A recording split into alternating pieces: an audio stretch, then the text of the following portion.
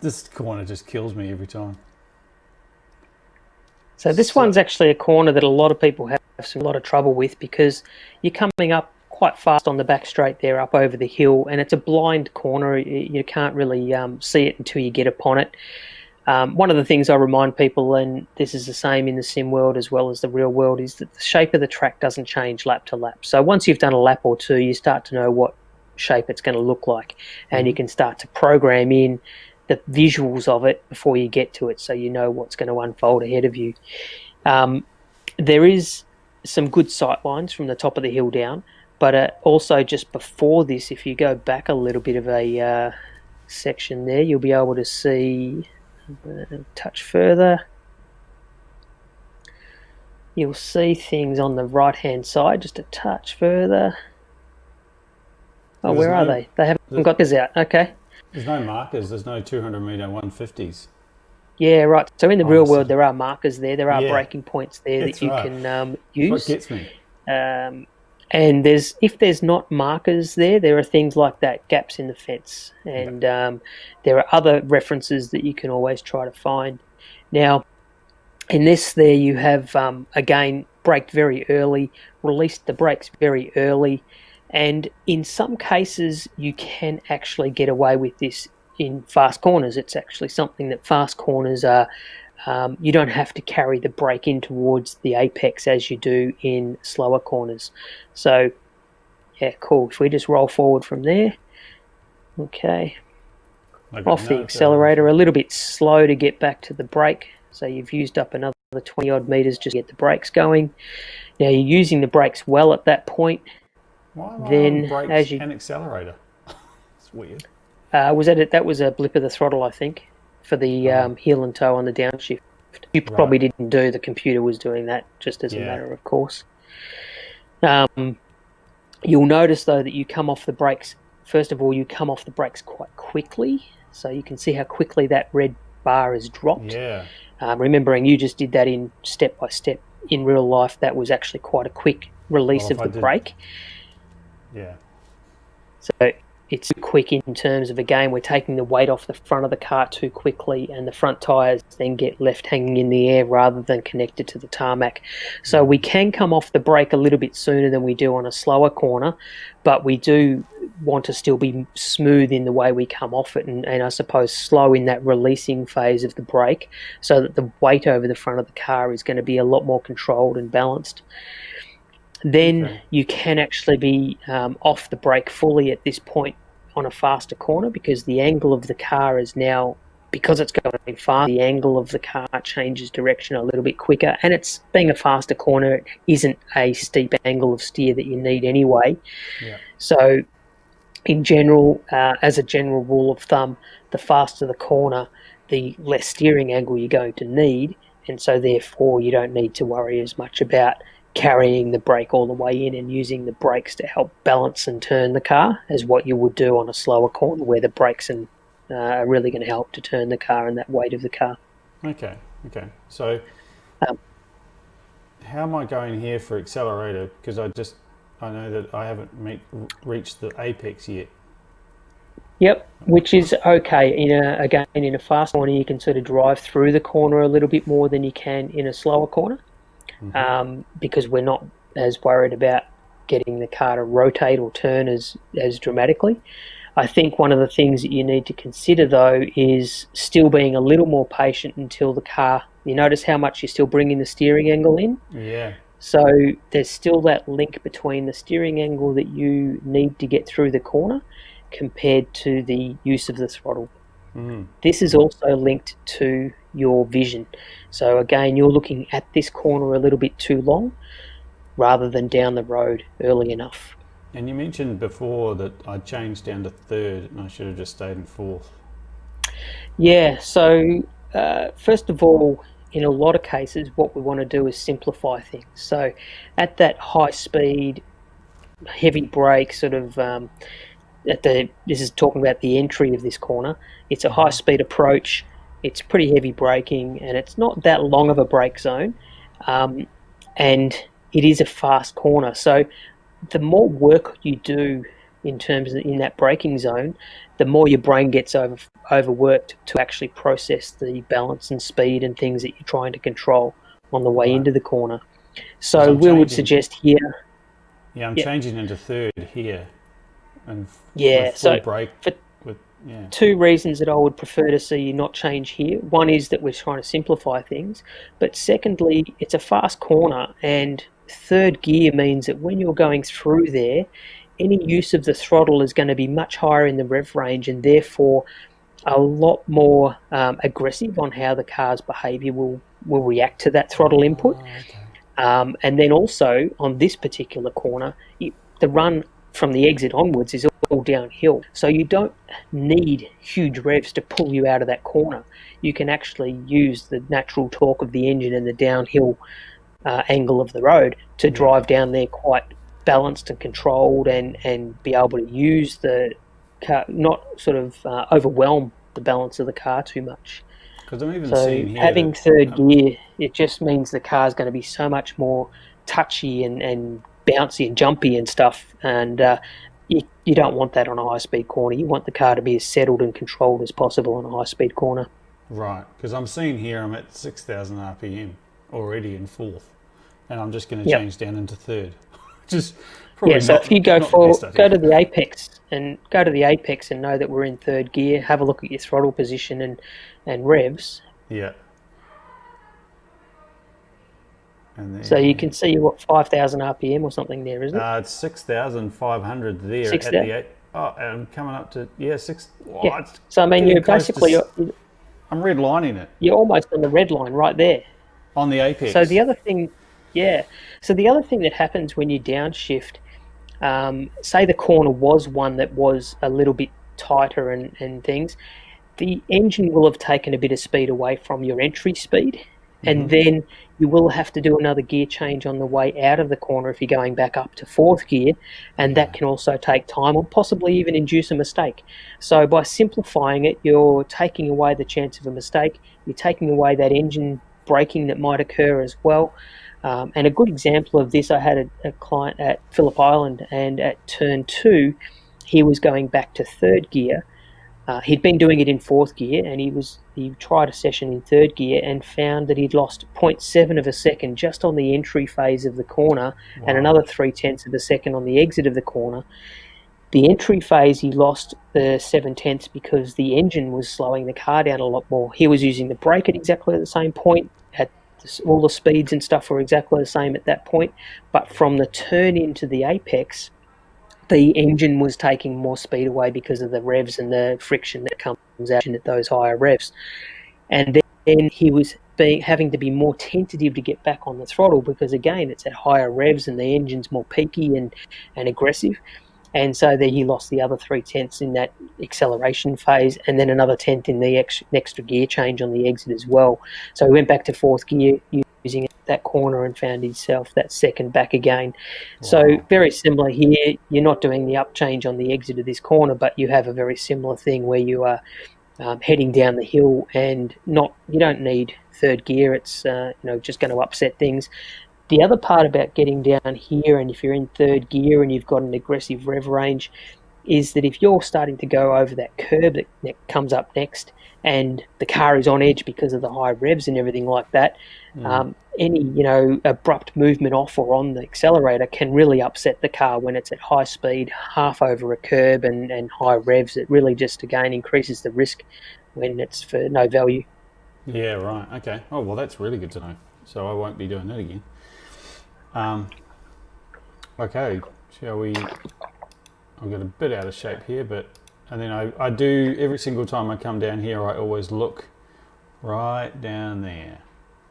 Yeah, and that's perfect because the goal here is to try to straighten your run from this point down towards that next turn-in phase at the bottom of the hill where you had your mouse pointer, as straight as possible on your steering.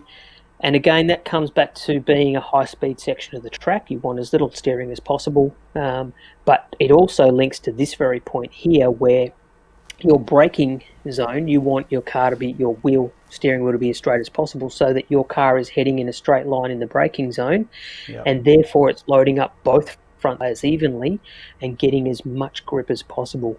If you come in here, and a lot of people still sort of create a little bit of an S-bend as they come in here, they are loading the car up more on one side than the other, and therefore one tyre is doing more work than the other side, and you have less overall grip. And that means then your braking zone will be longer and less efficient, and that then translates into the turning phase of the corner, where you won't have as good a turn into the corner because the tyres are being used in the wrong fashion in terms of the grip that they have to offer.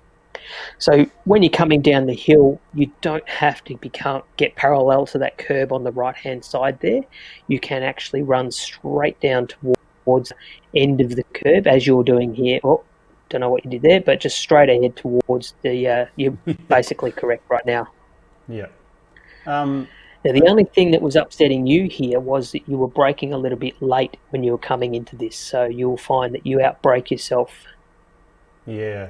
I do. Already. I guess this is where sims are, and I guess this specific track is probably not as accurate as in real life, because I know that if I come off this corner in even in the Z3, it would be, I'd be coming down here and it would be foot flat and then slam the brakes then, and I would get down to this point perfectly.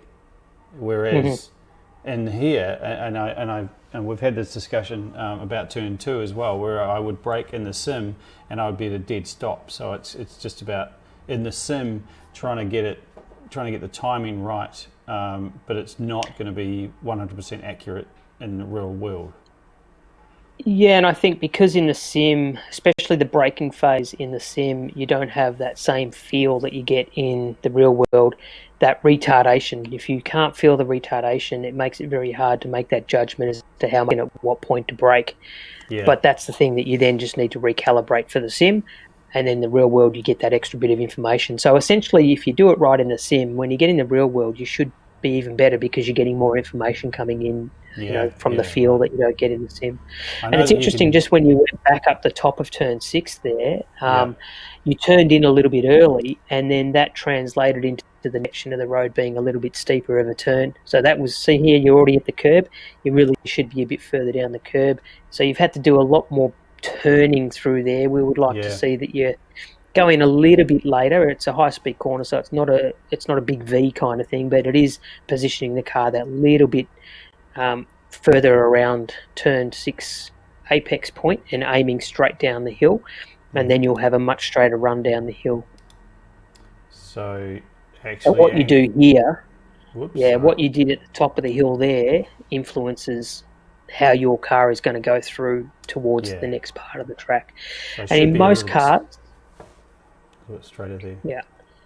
Yeah. And as you get through here, when you get to the next curb, the flat curb on the right, essentially in most cars, as you come off this curb here and the car sort of settles off this curb, now we should be braking. And it's probably closer to that point that you can brake, but you're another 5 metres down the road from where you put the brakes on. But like we discussed back earlier on with turn 1 and turn 2, you do need to use your brake a little bit further down the line, and using that easing off the brake pressure towards that turn-in phase, so there's a bit more of a crossover between the finishing of the brake and the introduction of the steering. Yeah, right. Okay, so it's the heavy braking and on a straight, when you're going straight is optimal.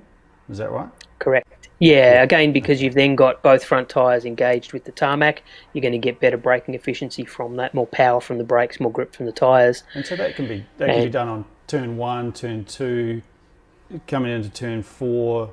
They're all straight parts, so you can actually heavy brake on the straight part.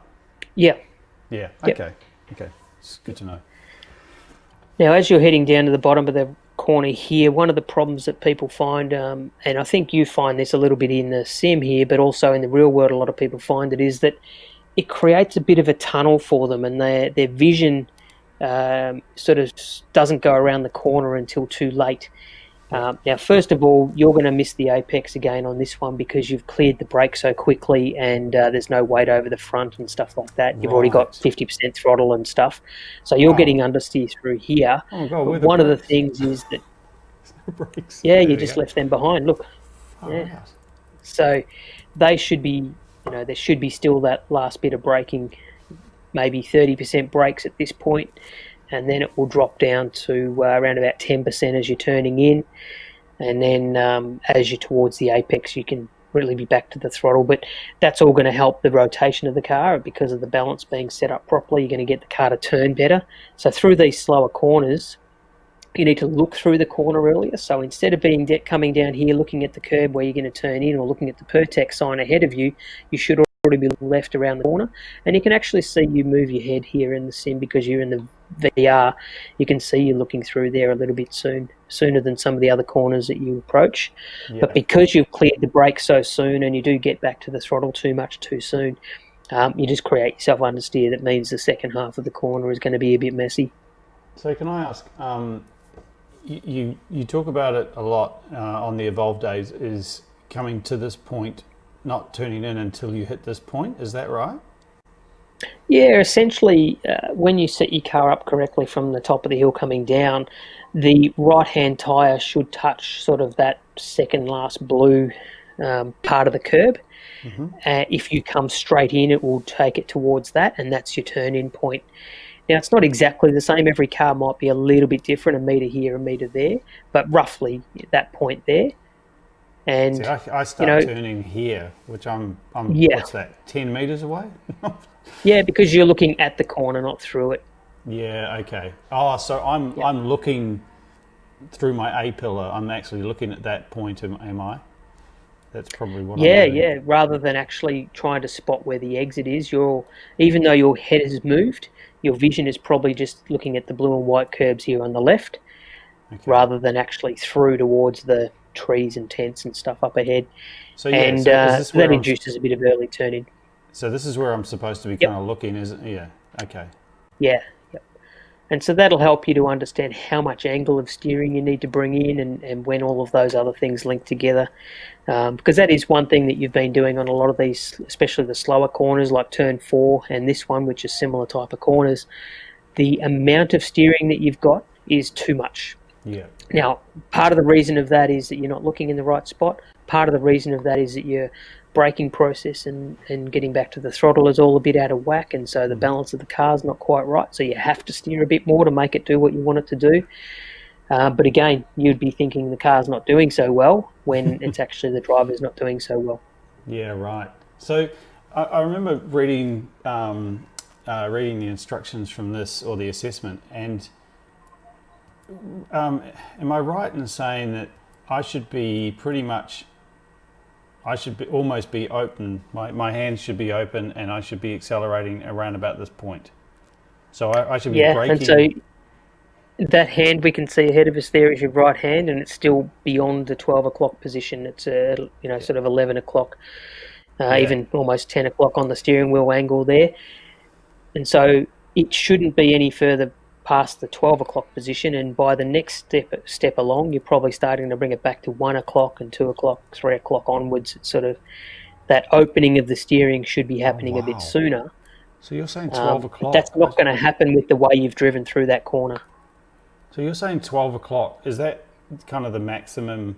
Is that where the hands are supposed to be on a tight corner? No, not necessarily, but the way you've upset the car on the way in has created you to have to use more steering angle than would be Yeah. preferred. If we get the right braking balance and the waiting on the throttle and all that sort of stuff, then you'll find you won't use more than 12 o'clock. Yeah. Okay. Oh, that's That's not interesting the to know. rule. It's just that No. that's where you would end up if you got it right. Yeah. Yeah. Yeah. It's a good guide, though, I guess. And I'm from the assessment. I'm trying to brake into the corners, so brake heavy and Mm-hmm. then ease it off, but get the car around the corner and then actually accelerate out, because at the moment I'm on about 50% and I'm not even. Yeah, you're accelerating on the way in. Yeah. I think, as you said, as a guide, if you consider this is a 90-degree corner and you've Right. almost steered like as if it's a hairpin corner, to have to use more than 12 o'clock of an angle of steering, you're basically steering back upon yourself. So if you're at Winton and you're going through some of the tighter corners there's some hairpin corners, or if you're Phillip Island going through turn 4 at Honda, they're hairpin corners. You will use more than 12 o'clock on the steering Jeez. angle, Yeah, yeah, but sure. they're hairpin corners. You're turning a full 180 degrees. This one, you're turning 90 degrees, and you're using all of that steering angle. Wow. So you're really, you're overusing the steering wheel, but that's because of the process you've gone in and the imbalance that you've created by the way you've used the brakes or lack thereof, and the lack of vision, and then the overuse of the throttle. So it's Okay. that combination that has created the steering problem. So it's 'Cause- not a steering problem, it's everything else has created the yeah, steering problem. Fix everything else and the steering will be naturally end up in the right spot. because now I'm still at about 45 degrees and I'm at 100% acceleration. Yeah, which you can get away with in this little car without much power and Yeah. things. But in the real world, if you did that, you'll find that the car is going to be upset and not very happy about it because the lateral loads that it's experiencing are going to be. And even though you are getting away with it, it's slow because the forces that the car is trying to exert it's pushing it sideways. It's trying to stop getting pushed off the road sideways, and it's trying to accelerate forward. If we get that exit part right, you'll be minimising the amount of effort that's needed to keep the car from going sideways, and it will all be used for going forward. So your acceleration out of the corner is going to again increase that velocity gain that you get from that exit of the corner, the first couple of 100 meters out of the corner, and there's your lap time. That's the benefit you're going to get. Now, just on the little graph you've got down the bottom there, is that grey bar Yeah. on the right? Is that lateral load? That's what I was. That's what I was actually saying. Yeah, because that grey one is actually the lateral load. So I'm at, Yeah. and I'm doing probably about 70, maybe 80k an hour, and I'm at what 60% lateral load. Yeah, 65% lateral load. So a lot of the energy that the car has is taken up in fighting itself from going sideways rather than pushing it going forward. Yeah, right. Jesus, that's horrific. That's horrific. How about we carry on? Yeah, let's move let's to the next corner. Yeah. let's just go. And I must admit, hitting those curbs is just horrendous on the game, and I think they're probably pretty bad in real life. I've never really hit them, but I always hit them Yeah. in this game, and I just, oh god, the car just gets out of shape, and it's just horrible. So yeah, Yep, that's one thing with the curbs. Most curbs you do want to stay off in road cars, especially full-on race cars. Some of them can be set up well for riding the curbs, but most curbs you oh, want to okay, stay off. The other thing about using curbs, the inside curbs, the apex curbs, you need to think about using those. Some of them you can use if they're very flat and they don't upset the car, but if it's an acceleration sort of phase of a corner, so if you really want to get a good acceleration out of a corner, you don't want to be jumping up over the curb and having one tyre coming up off the ground when you're right, trying to accelerate. You want both tyres engaged with the road when you're trying to accelerate at a high rate. So that's a part of the assessment when you look at a track and you work out where you're going to give up a little bit and be aggressive on a little bit. Is this curb one that's going to upset the car more than benefit me if I use it? And that's the balancing act you'll need. But as a starting point, probably best to stay off most of the curbs, and then yeah, you start to get your consistency just using the track itself, using all of the road that's available within the lines, and then you start to go, right, when you get consistent at that, where can I start to push that little bit extra? And does that mean I use a little bit of this inside curb, or does that mean I use a little bit of this exit curb? And you build up from there to increase your next level of speed. But okay, don't go fighting over the curbs straight away. yeah, right. All right, let's get back to this. We're coming up to what's this? 7, 8, 9. What's this? 10? Yeah, so this is it depends on the map you use, but we've sort of listed it as turn 9. Yeah. It could be turn 10 and 11, but we use it as turn 9 and 10. Oh yeah. Now, because the last little corner is literally like a kink in the road. It's not a corner. This is the one of the corners you probably at this stage in the assessment we made. This was your best corner. You do a pretty good job on the way into this corner. So if we sort of try to use the process you're doing here and controlling the car, just stopping there a little bit. One of the things that you want to do at this corner now, we talked earlier about turns 2 and 3, how the two corners are relatively close together, and you essentially want to try to think about both corners as a combination together. These two corners are similar, but they're just that little bit further apart. So they are essentially two separate corners, but what we do at turn 9 here does then influence our position and speed at turn 10. Turn 10 is the priority of these two corners because it links onto the straight and again can give us a good gain on that velocity that we get on the exit of the corner if we get it right. So you've done the right thing in that you've sacrificed a little bit of road position and a little bit of speed to keep yourself across here to the right-hand side of the track when you've gone through this right-hand corner. Traditionally, a right-hand corner, you would end up on the left-hand side of the track on the exit, but that would make the next corner too tight. Now, you've probably overdone it. So we've said, yes, you've done a good job of sticking to this side, but you've overdone it a touch, and you can see the steering angle you've got here is a little bit still going towards the right. So you've almost created an S-bend out of this, and then you're now going to try to turn back to the left. So you're getting the car to go almost from slightly to the right and now turning to the left. So you're actually asking quite a lot of the car when you do that. So when you come through turn 9, just allow it to be straight in this part, so parallel to that blue and white curb on the right hand side there, and probably about a metre off that line. In real life there are some grid spots painted in this set of the track, and if you end up running across those grid spots like as if that's where you were gridded up, then you're in a pretty good spot. Just on those grid spots in real life, the grid spots go back even a little bit further around the backside of turn 9 there before you get in there in real life. And if you qualify that far back, that's actually good value for money because it means that you're going to get 2 corners extra compared to the other races in that race. So there you go. Although you've had a shit qualifying session and you're back in 35th place, you are going to get more value out of your racing that way. So think of it as positives. Okay. So, yeah. I'll try and think of positives. Now, as we've gone into... So we mentioned at turn 9, the previous corner there was one of your best ones. This is also one of your worst ones as well now at turn 10. One of the reasons for that is that you've simply gone, and you would have noticed how quickly you went from having that little bit of right-hand lock, and then you've instantly swung the steering wheel across to the left. So you watch how quickly you've gone. Yes, so from there and then quickly to the left. Now, imagine being the tyres going, oh, he wants me to go a little bit to the right. Whoa, no, and now to the left. It's like you've just gone and given them a bit of a fright, you know. They don't know what they're meant to be doing. Added to that is you've still got some throttle on. Okay, at the moment, probably about 25-30% throttle. No brakes whatsoever.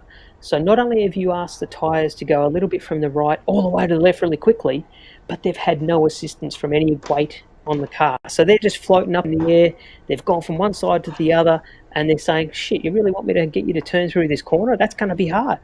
So you'll notice how much understeer you have when you go through this corner, and you would have felt this driving it. It just wouldn't have felt good. It just would have felt like as it's never making the turn properly. No, and you can see it's all the things you've done there. You do need to use the brakes a little bit at this point, remembering that the brakes are not just for slowing the car. You can use the brakes to your advantage to help to get the car to turn by utilising the weight transfer that it creates. And in this case, you're going to use the brakes not heavy, not a big heavy stop, but enough that you're going to get a little bit of weight on the front to help this turn in of the corner.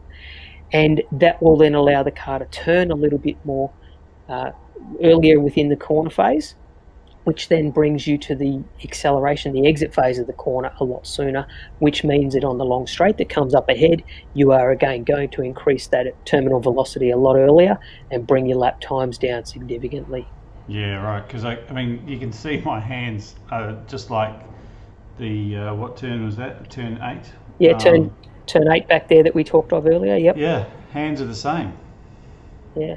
You'll notice in the curb ahead of you there, the blue and white curb on the right, is the first part of that is like a higher curb. It's like a sausage curb, and then it flattens out after that. Now, a Yeah. lot of times we see drivers who hit that curb. You should never hit that curb at the sausage, the higher part of it. You will Here. certainly use a little bit of the flat part of it, but never the high part of it. If you're using the high part of that curb, you've done something terribly wrong on the way into that corner. You've just overdriven it, and you're going to end up with a really shocking run down the straight, and it's just going to be a useless lap. So yeah, and you Yeah, can't get right. any of that back. No. So Yeah. here Now you can see how is. slow you are to get to full throttle. Now you should already have been full throttle a long time ago. You should Oh, already have yeah. had maybe 2 o'clock on the steering wheel angle. You can use the curb you're on there. That's the flat part of the curb, Yeah. and it's not a bad problem to put yourself over there. But the angle of steering that you're at, and again, we're looking at the load. The lateral load on the car there is 60%, 55%.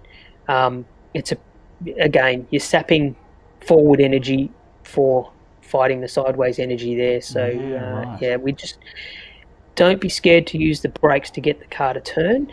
Yeah. It might take off 2-4 kilometers an hour, or whatever it might be, a small amount of speed, but the balance and the entry speed and the position of the car is going to be so much better. Make it up in threefold on the way out. Because there's no brakes at all here. There's no No, brakes. no, not at all. No brakes. No brakes. Yep. And. Nope. Still no brakes. Oh, there we go. Yep. It's like gave up on the brakes on that one.